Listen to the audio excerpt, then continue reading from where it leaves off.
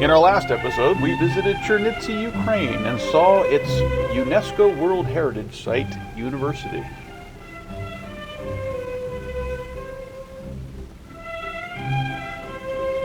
Chernivtsi just so happens to be Valentina's hometown.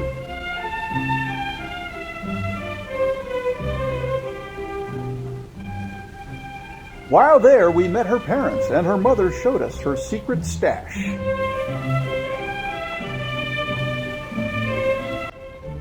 It feels very surreal. Walking the streets of Chernivtsi again. I still can't believe that we are back.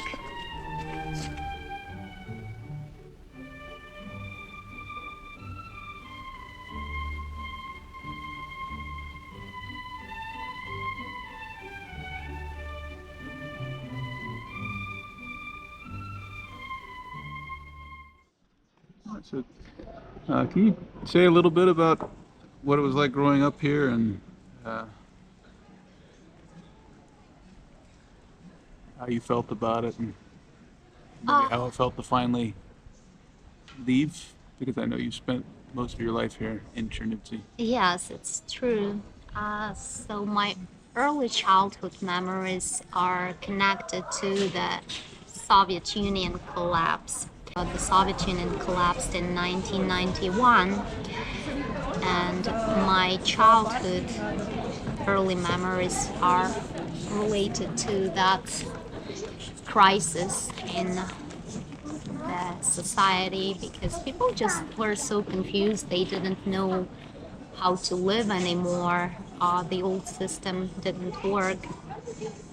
But how to have this new system. No one had any solutions yet. So I remember just walking on the streets as a child, and I remember this look on people's face, like a stone look of confusion and not knowing. Also, a lot of my friends, they died of drugs or alcohol when I was a little older. So a lot of painful memories are here in Chernivtsi. But I also want to tell you about my granny, because basically now I realized just recently that I had two different childhood memories. One was in the city of Chernivtsi, where I spent 9 months in a year, and my second childhood was with my granny in the countryside, which was very fairy tale like experience. And after being with the granny in the countryside, it was very difficult for me to come back to the city life. I also remember that a lot of people didn't have enough food to eat. So my grandpa came from the countryside to help my parents with the children. We went to the bread store, and the lines were huge. So basically, you had to spend half a day just to buy a loaf of bread. And I just remember that this line finally, when we got to, it was our turn to buy bread.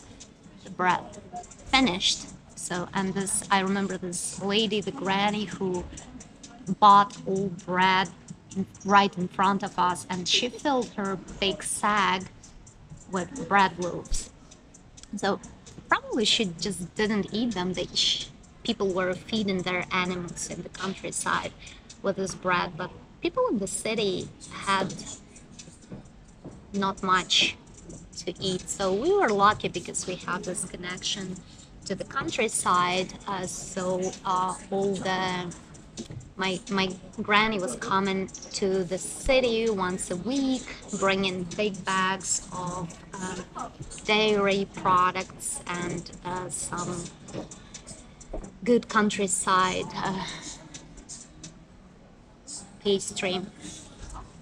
But I know some of my friends, they were on a steady diet of macarons and mayonnaise, Macaroni. macaroni and Macaroni mayonnaise. and mayonnaise. But I know some of my friends who were on the Yeah. steady diet of macaroni and mayonnaise. Yeah, I knew those kids in college. And, No, but just imagine like, having them 3 times a day for months.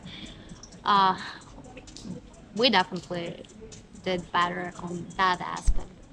Uh, so I have very fond memories of the countryside because it was such a big difference between the city and the countryside. So today you can see that the city of Chernivtsi is very pretty, it's very upscale, a lot of restaurants, good cafes. But back in the day, we had none of that. All the stores were empty. I just remember the cans of fish uh, were built into a pyramid. Uh, yeah, and yeah, so I think some people when they think of Ukraine, they think it's still like that, but you get supermarkets here are as well stocked as they are anywhere, and it's quite yeah, and I also remember that the period when people uh, started selling cheap goods on so-called Kalinivsky Bazaar, which became the biggest market in the western Ukraine. So people just started selling cheap Turkish and Chinese goods blanket. on the blanket or some paper. And they started making money, making profit on it. And they became rich fast. It was like really fast money. And in my school, I was considered the poor child. And I remember this shame of being poor, just being bullied a lot. And because we were considered poor children, the government gave some tickets for food so I could have a free lunch at school. But I didn't want to go to have this lunch because even though I was hungry, it was so shameful. I didn't want to show that because my classmates were just looking at me there, and I preferred to stay hungry rather than being bullied. I also was bullied because of my uncommon looks. I was called Chinese, Japanese, and I just wanted to be like everybody else, and I failed. So it took me a while to recover, and life in Asia was very helpful. So I think I gained my confidence in Asia because I was among same eyes people, and they considered me beautiful there. So yeah, I gained a little bit confidence with this, and now I feel better about myself. Yeah. When I met you, you barely ever left Chernivtsi, and now Oh, you've yeah. been to how many countries? I've been to 18 countries so far.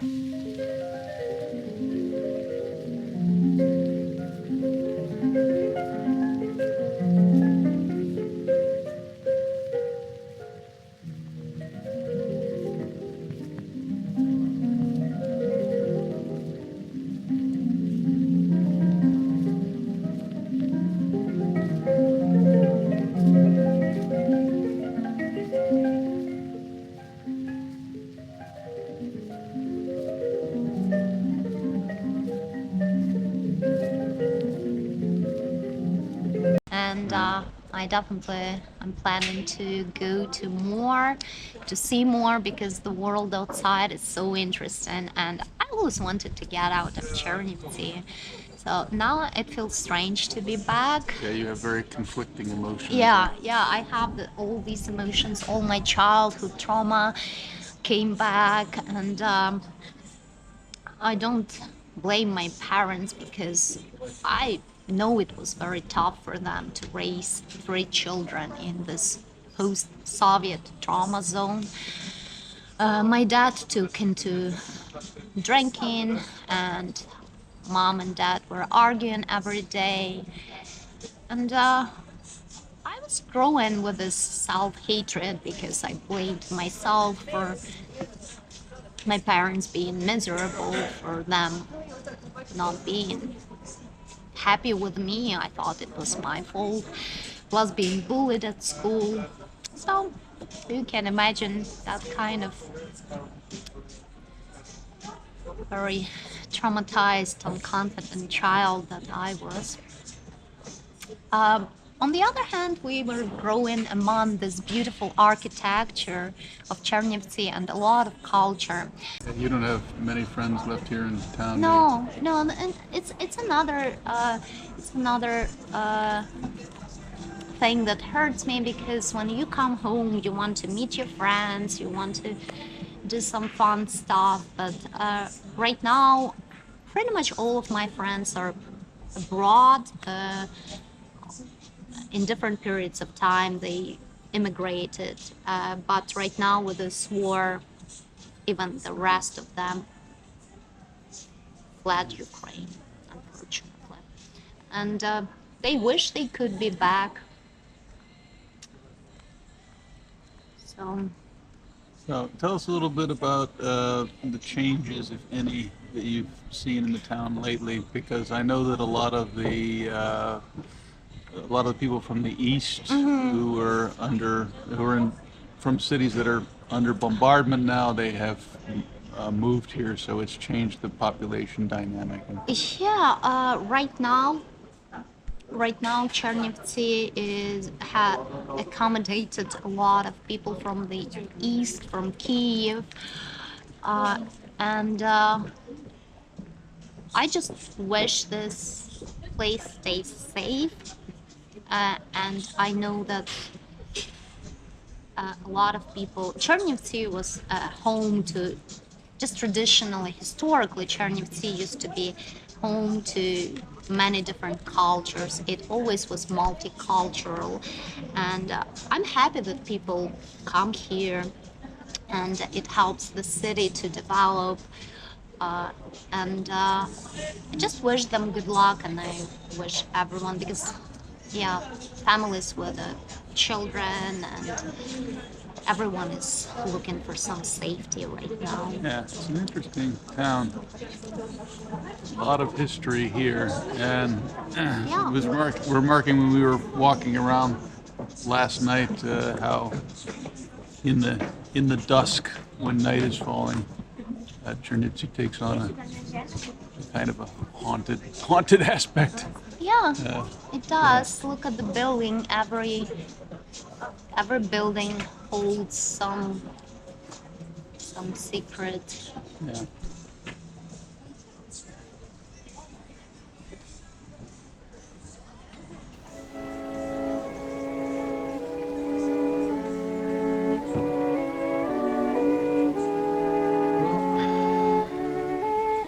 Cheers, babe. Cheers to Chernivtsi. Welcome back home.